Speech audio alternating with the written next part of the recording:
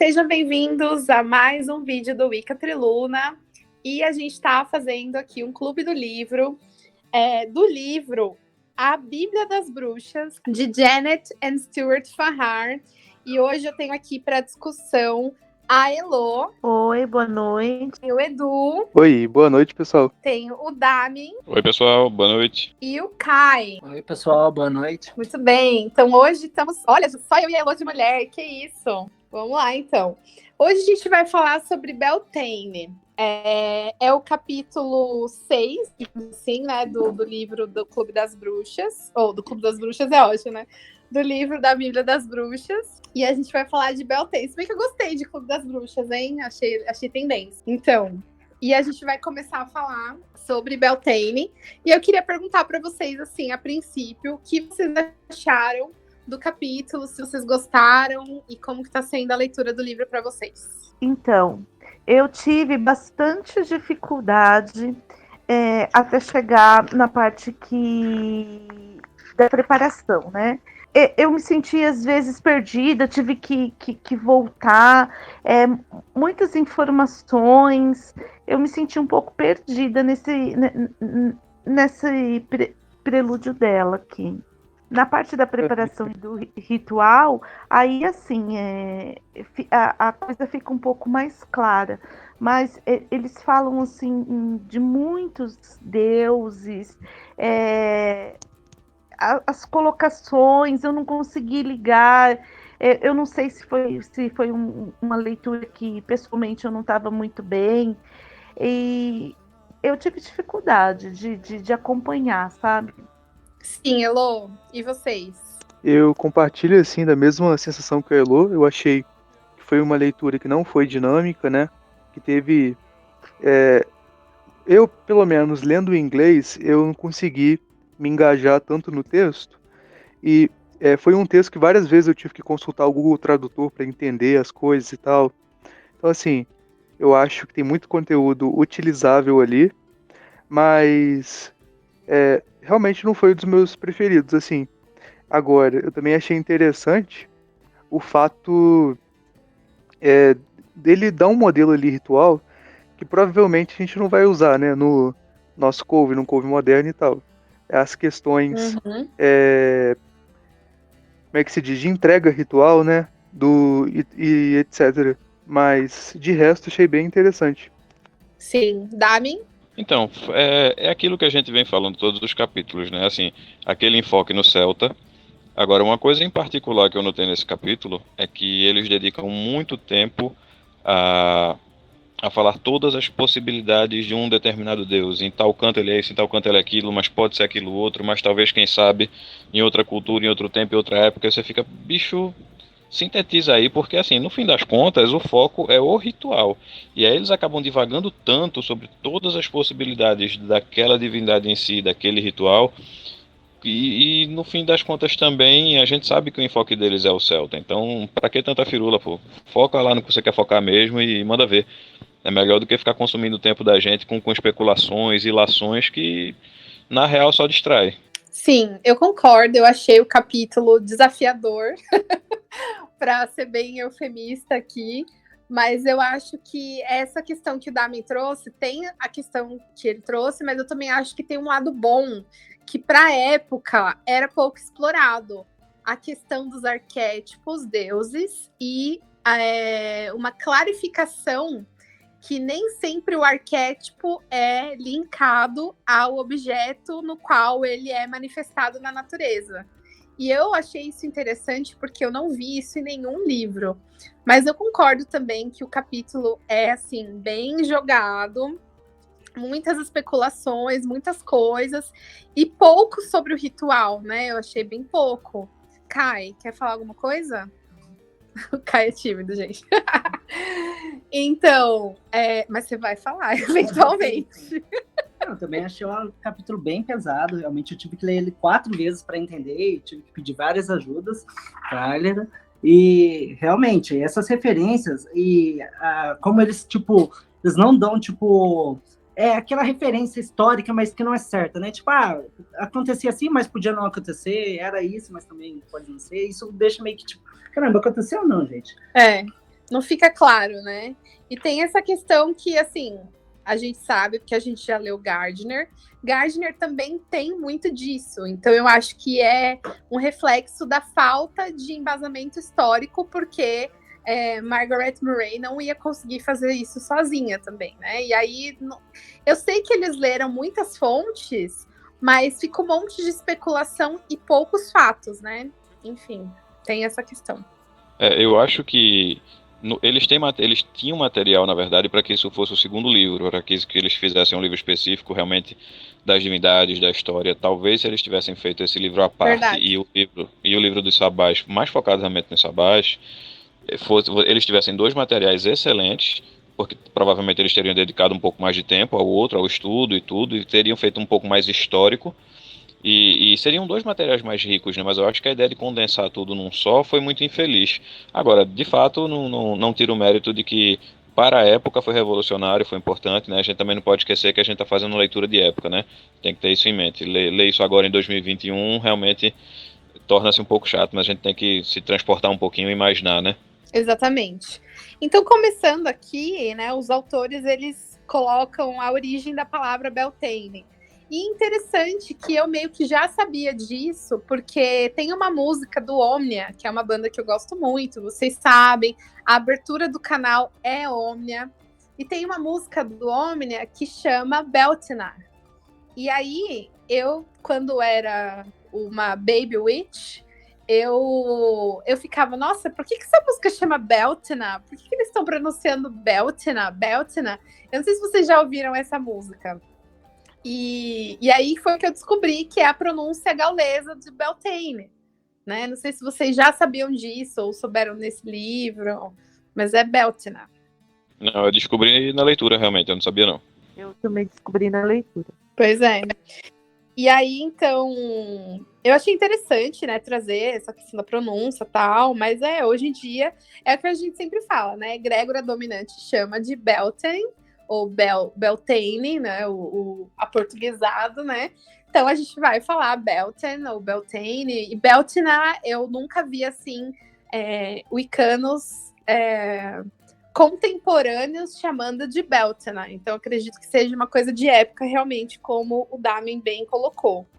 E aí eles começam a falar da questão dos arquétipos, né?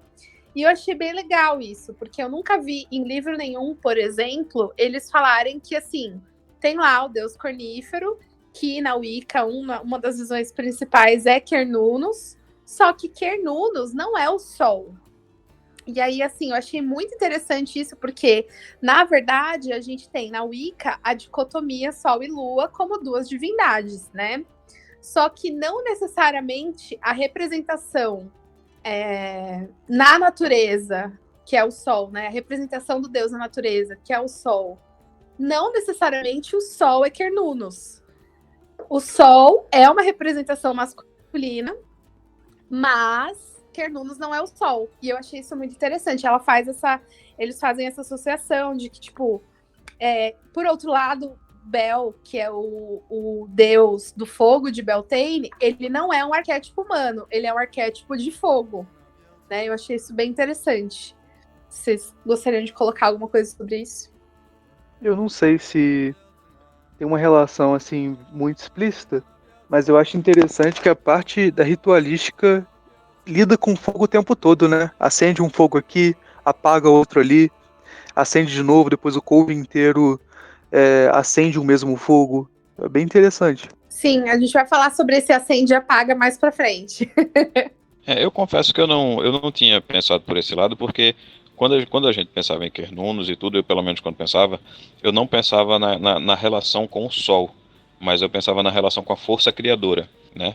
E aí eu entendia que não havia uma associação direta do Sol com a força criadora nesse caso em particular, que era um arquétipo diferente. E aí por isso que nunca me causou nenhum tipo de estranheza. Mas aí depois que eles falaram, você levanta realmente aquela... pensando bem, né? Uhum. Mas se você leva em consideração o mito da criação e que a deusa deu a luz ao sol, faz sentido a gente inicialmente achar que toda figura masculina de divindade é o sol. Quando que, na verdade, o sol é uma representação dessa força, mas não necessariamente que o deus é o sol.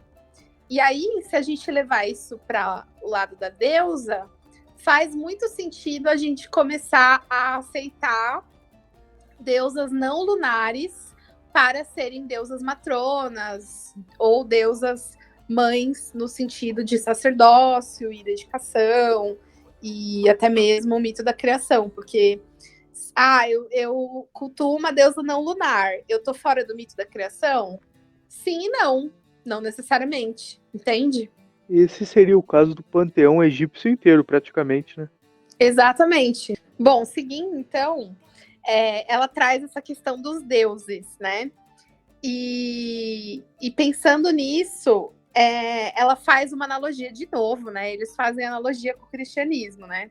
Assim como o Espírito Santo é a pomba, só que os cristãos não cultuam a pomba, tal qual é no paganismo, que o Deus, ele pode ser também uma força do sol, mas ele não é necessariamente o sol, então a gente não necessariamente diviniza o sol, mas sim a força dele. Tanto que eles colocam aqui, né, a saudação irlandesa, Mordruit, que é o sol te abençoe. Acho bem legal. Mas assim, no fundo, e não é, né? É a lei da síntese novamente. Porque em alguns momentos da roda do ano, o Deus é o sol. Em outros momentos, ele é e não é. Que é o caso aqui de Beltane. Porque eu acho que, assim, para resumir, em cada sabá, o Deus ele tem uma personificação. Então, por exemplo, no começo da roda, a gente tem o Deus criança, que é assim, o Deus a estrela da promessa e tal. Aí, no meio da roda, a gente tem o Deus da floresta, o Deus da fertilidade, o Deus Gamo, que é o Deus cervo, enfim. E aí, lá pro final, a gente tem o Deus do submundo, o Deus da morte, o Deus da sabedoria, etc, etc. Então, cada sabá, ele tem uma roupagem. E essa roupagem, ela vai ter também muito a ver com a própria liturgia específica de cada coven, né? Porque, como a gente vê aqui, eles têm um jeito de celebrar o Beltane, que é diferente do jeito que Triluna tem de celebrar Beltane, que talvez é diferente do jeito que uma praticante solitária celebra o Beltane, ou até mesmo a roda toda, né? Então, tem essa questão também.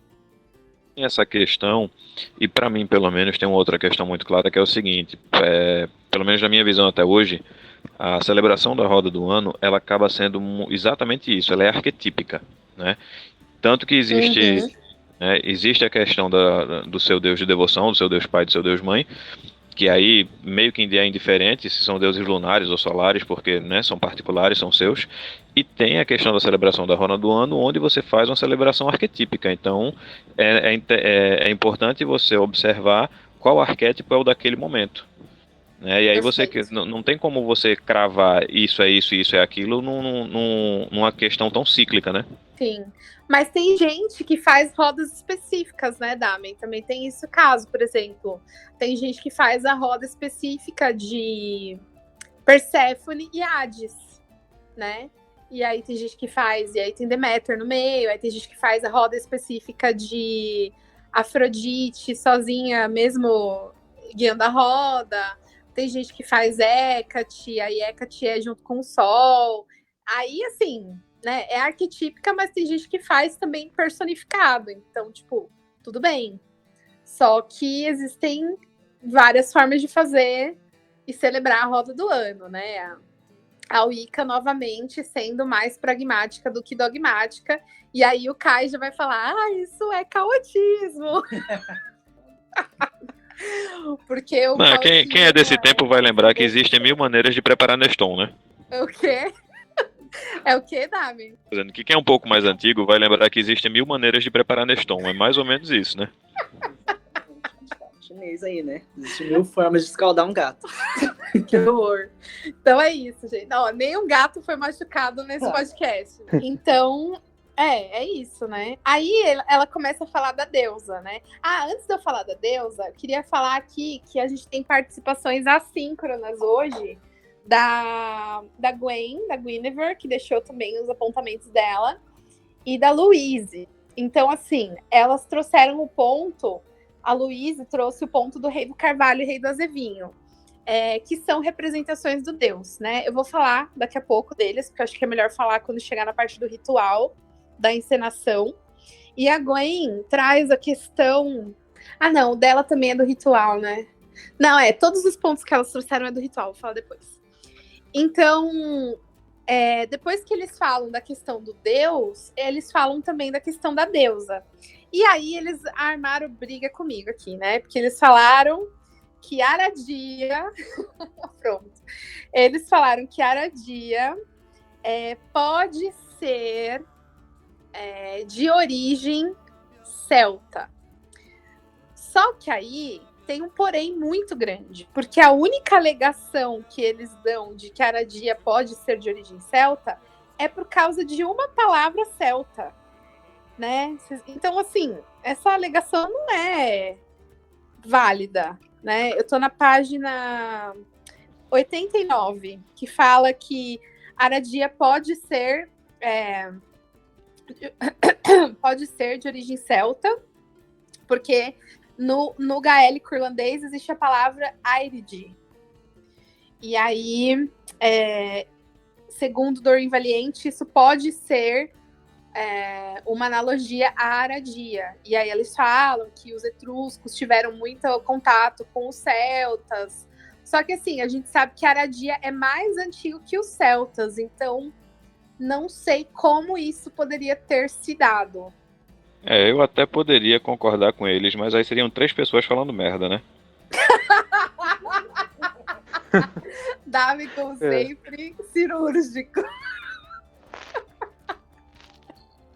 Então, mas aí eu vou defender... E eu tava só esperando, porque quando eu vi essa parte, eu fiz, rapaz, aí ele não vai ficar full pistola, eu vou só esperar isso acontecer. Exatamente. Mas aí eu vou defender eles uma parte que eles falam mais pra baixo, assim, que existe uma variação de Aradia que chegou antes do Liland na forma de Heródias. E sim, Heródias é uma variação do nome de Aradia, sim. Então, realmente, e se você for olhar, gente, nos manuscritos Cimérios e... não, é Sumérios, né? Desculpa. Nos manuscritos Sumérios e Judaicos, a gente tem a figura de Heródias. E Heródias é Aradia, são a mesma pessoa. Inclusive, é até um pouco mais fácil no Mediterrâneo, quando você vai procurar estátuas de Diana e de Aradia, é mais fácil a gente achar pelo nome de Heródias do que pelo nome de Aradia, quando a gente procura em Mediterrâneo. Legal, né? Interessante, é cultural, né? Uhum. Um comentário que eu ia fazer sobre aquela parte de panteões que a gente comentou agora há pouco, só um acréscimo, né? É que eu já vi algumas pessoas fazendo também o casal divino da roda, Hécate com Pan, e até Hécate com Dionísio eu já vi. E não, é muito bonito, né? Essa diversidade que você tem para trabalhar cada roda. Eu acho que Pan e Dionísio são arquétipos muito parecidos, mas assim, eu não consigo visualizar essa roda, tanto com Dionísio quanto com Pan. Eu não consigo visualizar essa roda sendo equilibrada. Não sei se você me entende, assim. Eu vejo que Pan e Dionísio estão em uma jurisdição um pouco menor do que Hécate. E aí, assim, Concordo. os deuses que me perdoem, mas Hécate é a rainha de todos os deuses. Né? Então, como é que dá para equiparar qualquer outro, né? E Hécate, na verdade, ela roda a roda dela sozinha, né? Se vocês forem ver tradições hecatinas, muitas delas não têm consorte. O consorte, ele é só um servidor da deusa. Nas tradições hecatinas. Não todas. Bastante interessante. Uhum.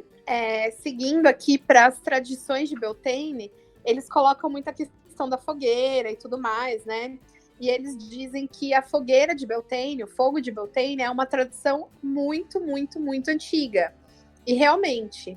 E aí, o fogo de Beltane, ele tem 3 utilidades, né? Na Irlanda Antiga, nos celtas, então tudo mais.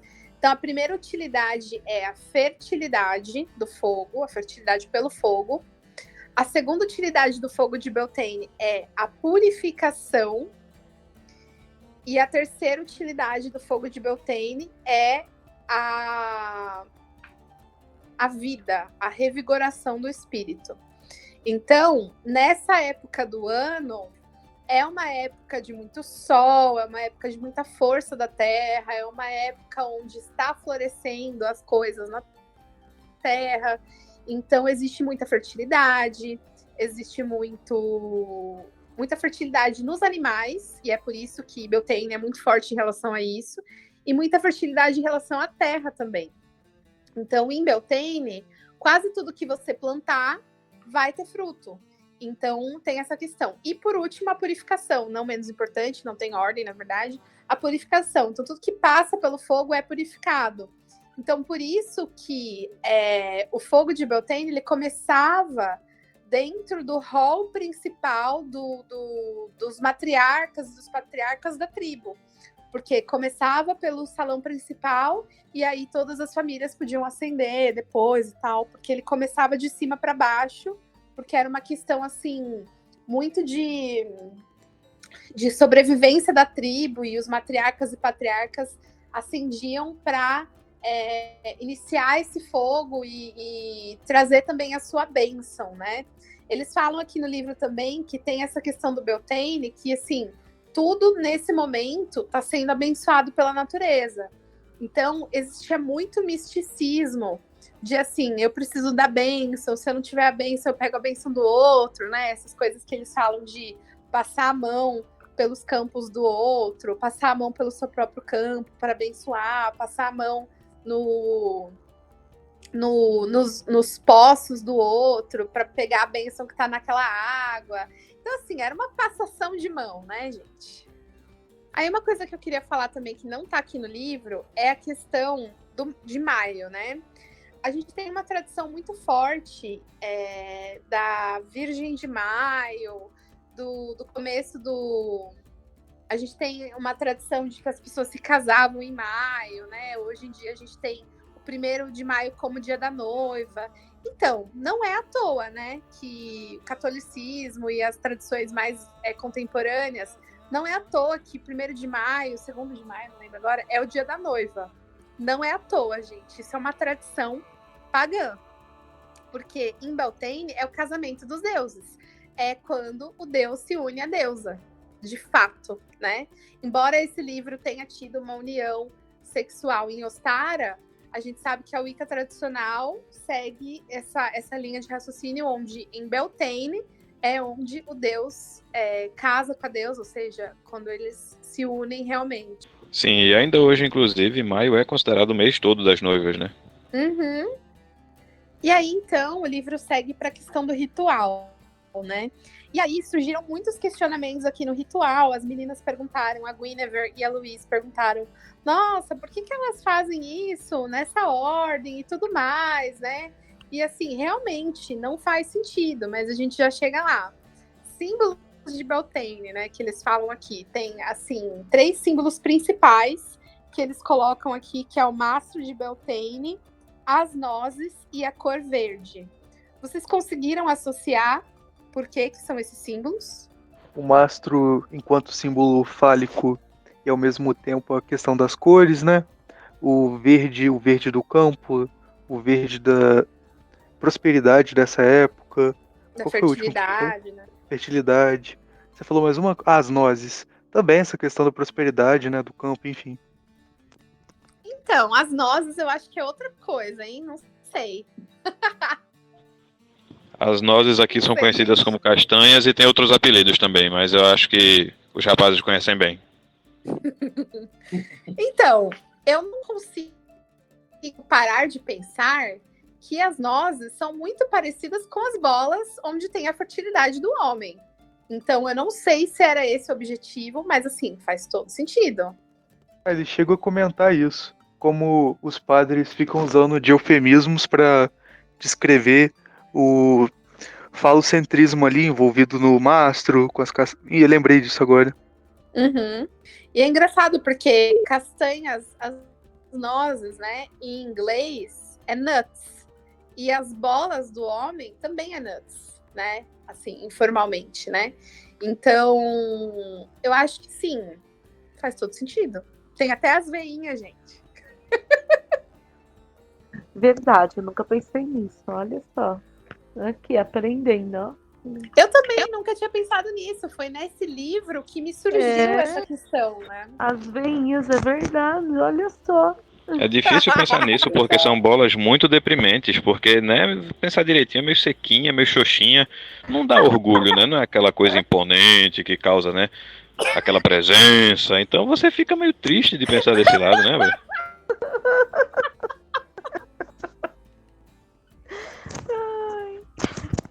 Nossa, eu tava longe nessa das nozes, não cheguei nisso, não. Eu tava lembrando até da Era do Gelo, quando, tipo, começa a primavera e o bichinho vai e enterra nozes lá, por causa que as sementes e tal, vai florescer nessa época. Mas eu não tava nessa. Então, mas foi bom você ter falado da Era do Gelo, porque isso é uma common misconception. É um erro comum. As nozes que tem na Era do Gelo não são nozes, elas são acorns, que são, na verdade, o fruto do carvalho. Então, elas não são nozes, elas são acorns, que é a bolota do carvalho que a gente fala em português. Que tudo bem, o carvalho também é uma associação ao Deus, né? Inclusive nesse sabá. Mas elas são do inverno, Kai. Então, elas são mais de Yule mesmo. Eu tava longe mesmo. É, acontece. Fora a questão que nesse sabá é comemorado a plenitude do verão, o campo se abrindo e tudo, né? A vida, o casamento. Enquanto essa parte da necessidade de se recolher para dentro e tudo mais estaria mais pro final do ano, né? Ou pro início do ano, enfim, Soen. Exatamente. É, para quem roda por cima, né? É engraçado, quando a gente começa a pensar em Beltane, tudo vira dúbio, né? Tudo tem duplo sentido. Você falou, o campo se abrindo e a vulva da mulher é uma floresta. E em Beltane ela se abre. Gente, não tem como ser mais explícito. Interessante. É muita associação que dá pra fazer. Muito. É o micro e o macro. A piadinha é inevitável. Quem perdeu a Playboy da Cláudia Hanna não vai fazer essa associação. Exatamente. Cláudia Hanna sendo uma pagã à frente do seu tempo. Bom, seguindo então para o ritual, eles começam a fazer a dança, né, das bruxas, a runa das bruxas, que é aquela dança que elas vão se trocando em roda, né, e tudo mais. E aí tem a questão do caldeirão, né? Eles falam que o caldeirão pode ser um caldeirão ou uma fogueira. Perfeito, eu achei muito legal eles explicitarem essa parte para quem tem dificuldade e tal. Porque realmente, assim, às vezes você não tem uma fogueira para pular e tal. Porque o que Gardner falava? Beltane é a hora de pular a fogueira, né? É a nossa festa junina. É muito claro. Então, assim, Gardner falava, não, você tem que pular a fogueira em Beltane. Mas e se você não tiver uma fogueira? Se você estiver celebrando em casa, você vai usar o caldeirão e vai colocar uma velhinha dentro do caldeirão. Perfeito. Aquilo ali é o seu fogo de Beltane. E aí, lembrando que o fogo de Beltane, ele traz, né, a purificação, tem essas três coisas importantes. A purificação, a fertilidade e a vida, né? Porque é em Beltane que o deus fecunda a deusa. E aí que eu queria falar, porque é nesse momento que, na verdade, gente, eu vou fazer um disclaimer aqui. Nesse livro aqui, a Bíblia das Bruxas, eles falam que nesse momento o rei do carvalho cai e o rei do azevinho começa a ascender. Só que, na verdade, o rei do carvalho ele vai cair, sim, ele vai lutar, mas é em Lita, é no próximo sabá. Porque aí é o ápice do verão e, por consequência, a queda do rei do carvalho. Então, eu quero ver se alguém de vocês aí consegue explicar o mito do rei do carvalho e do rei do azevinho, para eu não monopolizar esse momento. Olha, não vai dar para fazer com muito detalhe, porque, né? Enfim, mas basicamente o rei do carvalho... Não me decepcione. Basicamente, o rei do carvalho e o rei do azevinho, eles dividem metade do ano, né? a metade mais quente do ano, primavera e verão, e o outono e o inverno. Então, é a questão do ciclo, né? Acho que é o carvalho, se não me falha a memória, é o carvalho, que é uma planta mais perene, que é o azevinho, aliás, o carvalho morre, né? Mas aí ele fica completamente sem folha e tal. E aí quando chega no outro ciclo de luz, ele volta. Então essa dança, essa luta entre eles é a representação exatamente do ciclo da natureza, onde essas duas plantas, que são plantas, né, sagradas e tudo, elas são usadas para explicar esse fenômeno, né, vamos dizer assim, do tempo, essa passagem do tempo. Perfeito. Então são dois reis faéricos, né? O rei que rege a parte clara do ano e o rei que rege a parte escura do ano, e ambos são protetores dessas plantas, como o Damen falou. E aí o rei do carvalho vai reger a parte clara do ano, porque, né, o carvalho ele morre no inverno, exatamente como o Damen falou, e o rei do azevinho vai reger a parte escura do ano.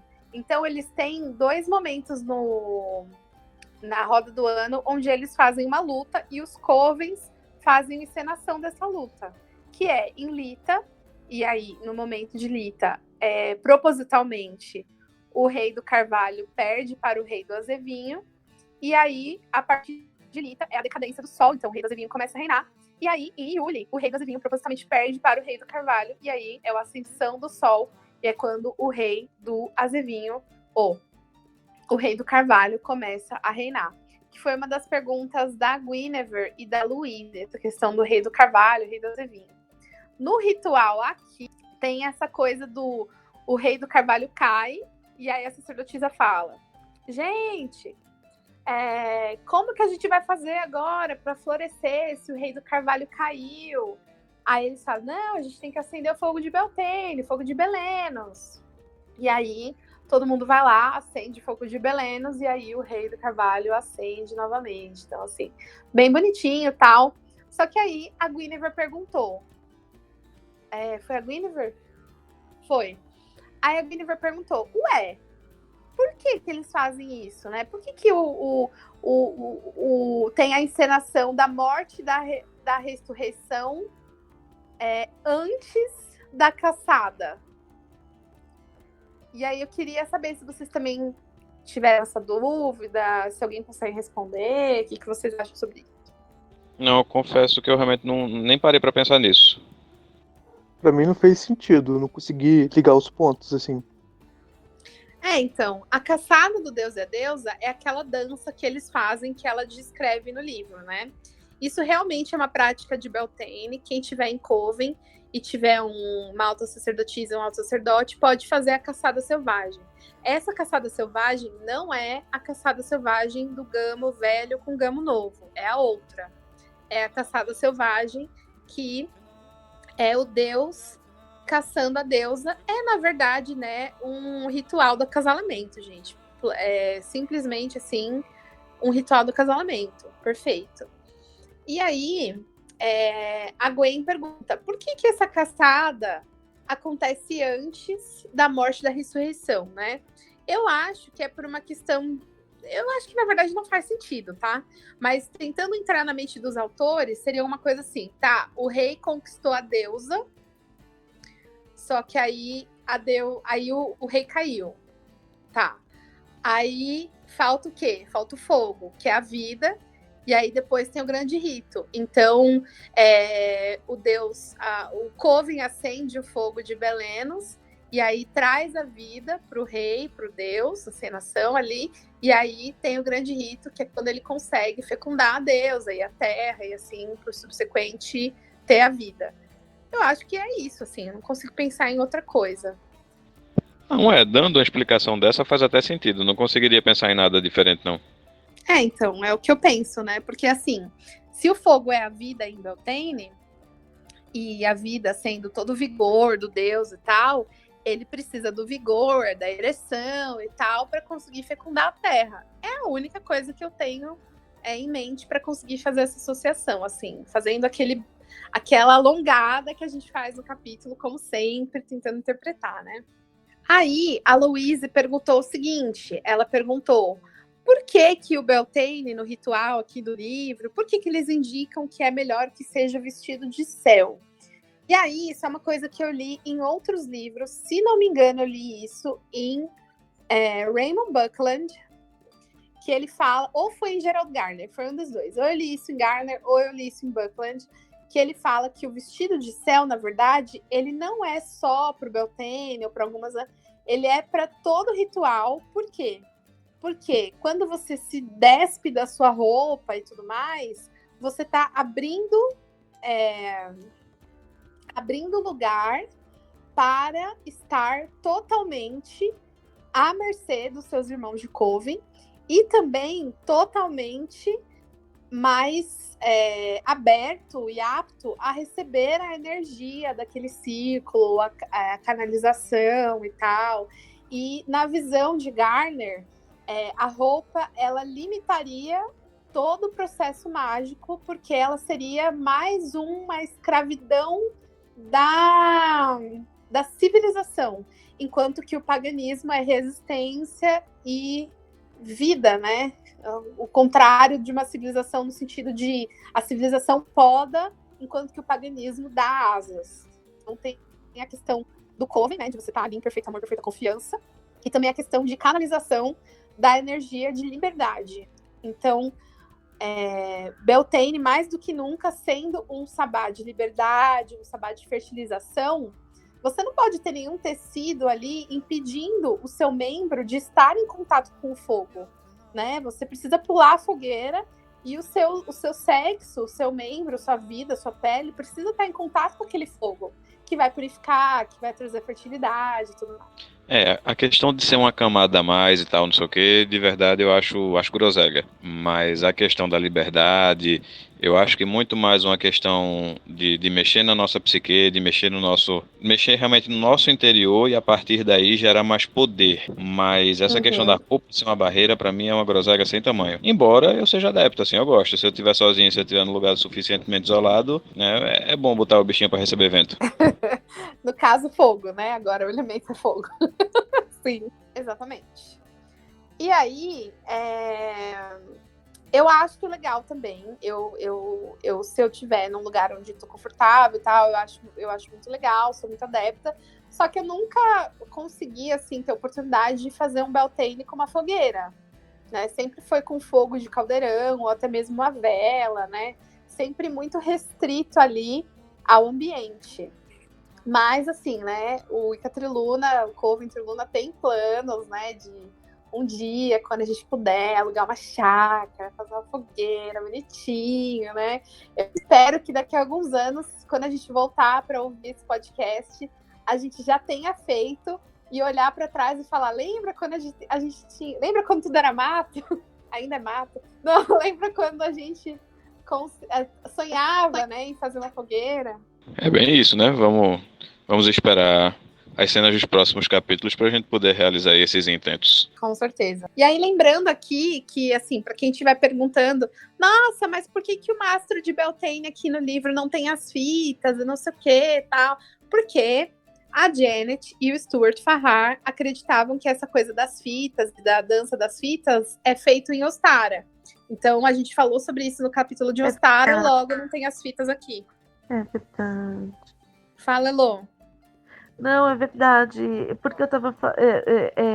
Eu senti falta da dança das fitas aqui. E eles fizeram de Ostara, né? Uhum.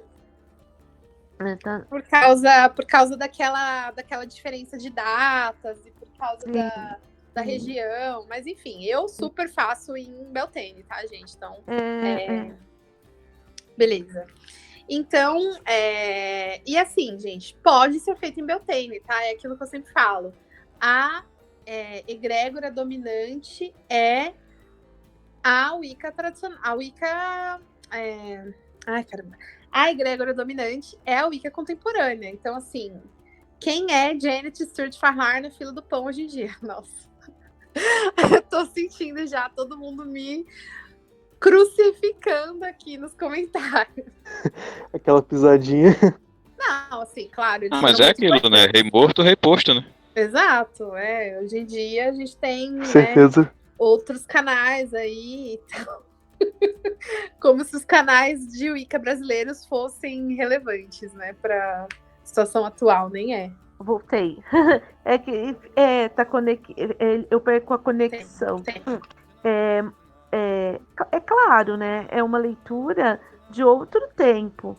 A gente pode até não ter outras leituras, como você disse, mas existem outras leituras mais modernas do que essa, né? Então, acaba sendo ultrapassado algumas coisas, né? Exato.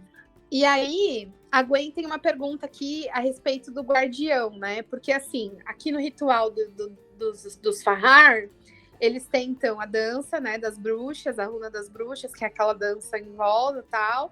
Daí tem a caçada do deus caçando a deusa, depois tem a queda do rei do carvalho, e aí acende o fogo de Belenos, e aí tem a ascensão dele de volta, depois tem o grande rito, e depois tem o ritual do guardião. E ela pergunta assim, esse ritual do guardião acontece nesse sabá porque ele também está relacionado à proteção da casa, ou porque ele está relacionado à fertilidade dos habitantes da casa? E aí, eu vou dizer que ele está relacionado ao fogo, na verdade. Então, esse ritual de proteção do guardião, quando o deus, o alto sacerdote, canalizando o deus, ele vai trazer o fogo, ele traz a proteção para todo mundo ali do coven, da casa, por meio do fogo. Então, o fogo ele purifica, o fogo ele traz a proteção, traz a vida, traz a fertilidade. Então, aí ela fala assim, por que a gente faz isso em Beltane? Porque na visão da Guinevere, aqui ela fala que faria mais sentido realizar esse ritual no início do ano, Towen, Yule ou Imbolc. Aí eu vou te dizer, Guinevere, que não está entre nós, que na minha visão, não teria como fazer isso no começo da roda, porque no começo da roda, o fogo ainda não está forte o suficiente para purificar, proteger e fertilizar. Então eu acho que é por isso que ele é feito em Beltane. Concordo. Todo o simbolismo de Samhain é em volta da morte, né? Então, realmente, fogo faz mais sentido agora para Beltane. Uhum. Também concordo. Perfeito. E aí, então, a gente termina, né, Carla, falando da questão do ritual, tá? Quem tá ouvindo esse podcast, esse vídeo também, dá uma leitura lá, vai olhar como que os Fahar fazem o ritual deles. E eu acho que é isso. A gente esqueceu de alguma coisa? Como sempre, pelo contrário, a gente tirou leite de pedra mais uma vez, né? A gente tirou leite do mastro de Beltane hoje. O leite foi do mastro. Bom, eu vou super aderir agora. Queria dizer para vocês que eu vou procurar. A gente tá quase na época de Beltane aqui nessa gravação desse podcast, sem querer querendo, a gente tá quase na época de Beltane, né, Kai? E aí eu vou procurar nozes. É nozes. Eu nunca tinha ofertado nozes em Beltane, eu vou super procurar, né? Não sei se a gente vai achar, mas vou procurar. Acha sim, na zona cerealista você acha. Ah, legal. E aí, assim, eu acho que oferenda, né? Eles falam de bolos aqui, pães e tal, falam das nozes, assim. Eu acho que qualquer tipo de oferenda fálica nesse momento é bem-vindo, sabe? Então, coisas que são feitas no fogo, eu acho bem legal também, gratinados, coisas que são feitas no fogo, eu acho bem válido para esse momento. Baguetes, pão, né? Se você for oferecer um pão, que seja um pão, assim, baguete, algo falho, né? Pra gente trazer realmente essa energia da vida para esse nosso momento, né? A questão das nozes, achei bem legal. Acho que se você for colocar também frutas, banana, muito válido, né? E também tem o aspecto da deusa. Então, assim, maçã, pêssego, frutas da deusa, né? Maçã, pêssego, mamão, frutas da deusa, gente. Né? Melancia. Olha, como eu diria Cacete Planeta, como nós estamos com sérias restrições orçamentárias, eu vou tentar fazer associação com a castanha Ainda dá, castanha ainda dá pra pagar, porque eu tô no Nordeste, então ainda é um precinho Boa. mais acessível. Mas as nozes realmente vai ficar um pouquinho mais pesado. E É. a questão das frutas da deusa é maravilhoso. Eu faço questão de pagar um pouquinho mais caro no pêssego, que inclusive é uma das frutas que eu mais gosto, então vai ser maravilhoso. Qual delas? O que é que você perguntou? Qual delas? Você falou a fruta que eu mais gosto. Qual que é? A da Pêssego, deusa. não foi? O pêssego é uma das, né? Legal, legal. Engraçado, né? Eu não gosto da maioria das frutas da deusa, assim. Eu gosto de maçã, mas maçã, na verdade, é a fruta das bruxas todas, né? Porque se você corta a maçã na vertical, ela forma um pentagrama. Vocês sabiam disso? Não. Pois é. Corta a maçã na Vou vertical cortar, pra você ver. vou Pentagrama. cortar daqui a pouco, pra ver. Tem gente que usa como representação, inclusive, né? Exato, é muito lindo, gente. A natureza é perfeita. Agora, mamão, que é uma fruta super feminina, eu não gosto. Também não. Não Pêssego gosto. também não. Ah, Agora, depende. Não gosto de morango pêssego eu gosto. mole. Hã?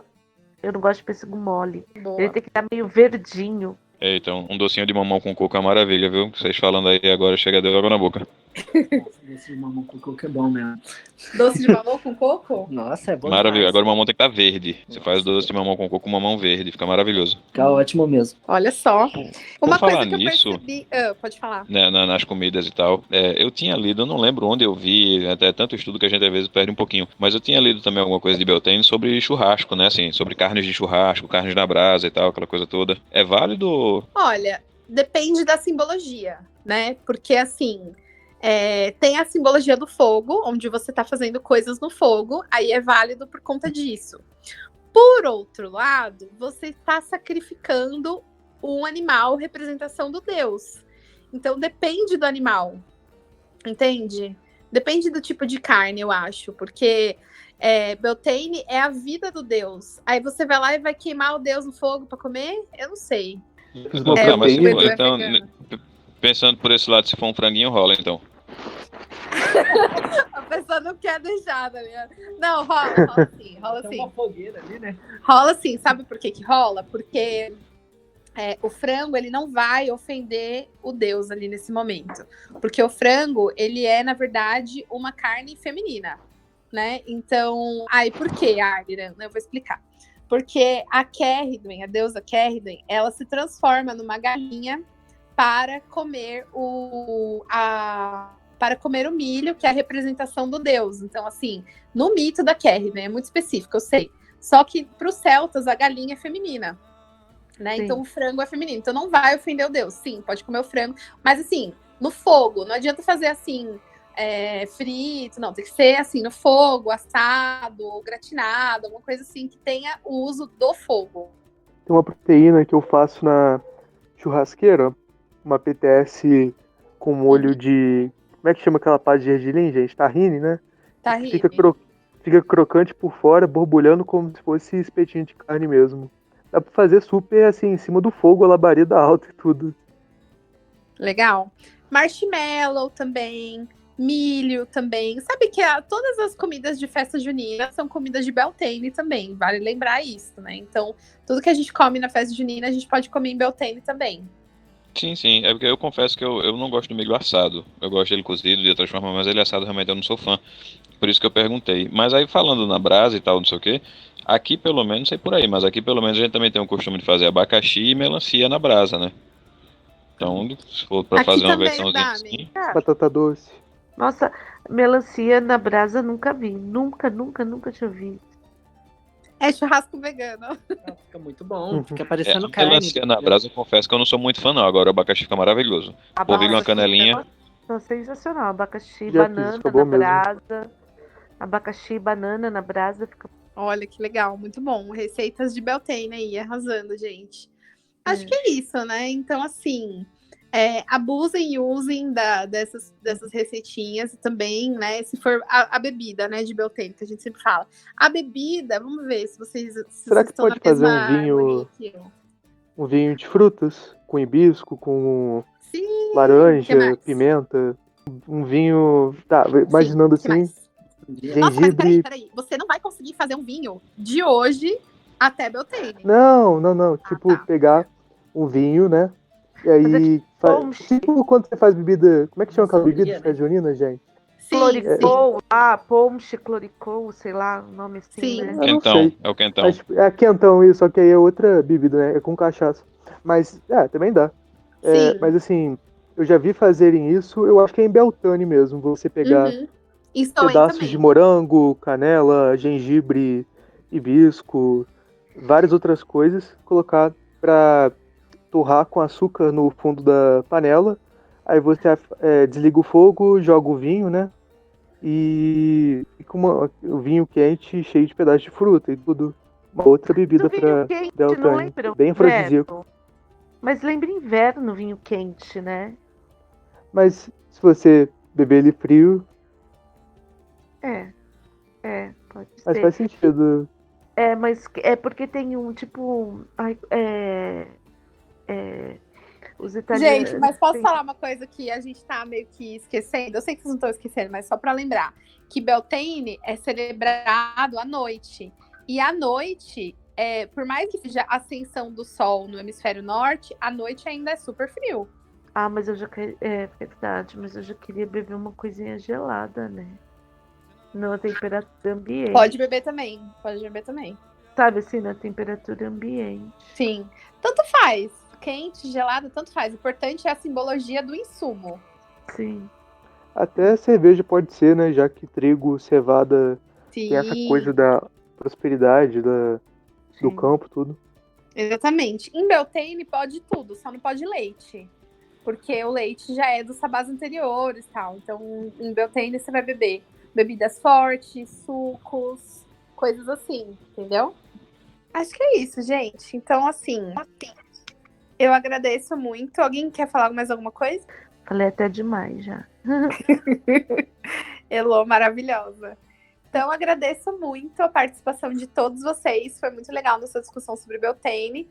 E espero que vocês tenham aí uma ótima roda do ano, aonde quer que vocês estejam celebrando, como for que vocês estejam celebrando, por cima, por baixo, enfim. E até o próximo capítulo, que a gente vai falar de Lita. E aí, espero vocês também lá, tá bom? Blessed